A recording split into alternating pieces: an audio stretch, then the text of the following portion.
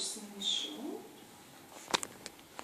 ir nuspaudžiu teptuką 5 kartus.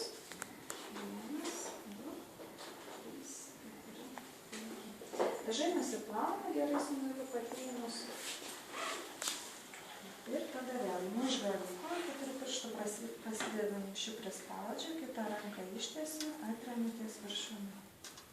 Ir švelniai leidžiu.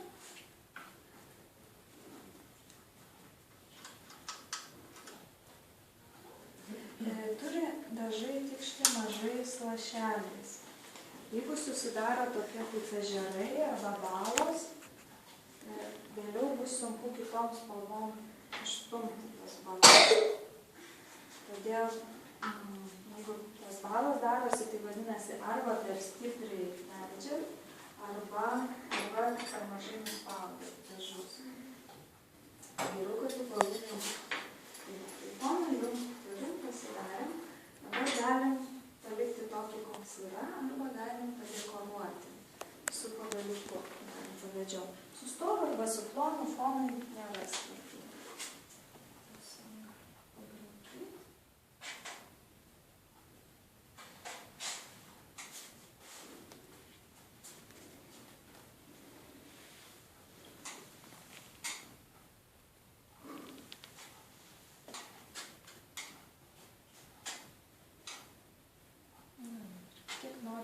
Kiekvieną kartą, kai braukiu, spalvos nesusimaišo, raštas tiesiog smulkėja.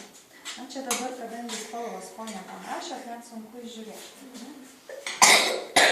Jeigu norit, galit panaudoti šukas fono dekoravimą. Tiesiog sukuria tokį bangelių efektą. Vėliau ant lapo pamatysim, kaip tai atrodo.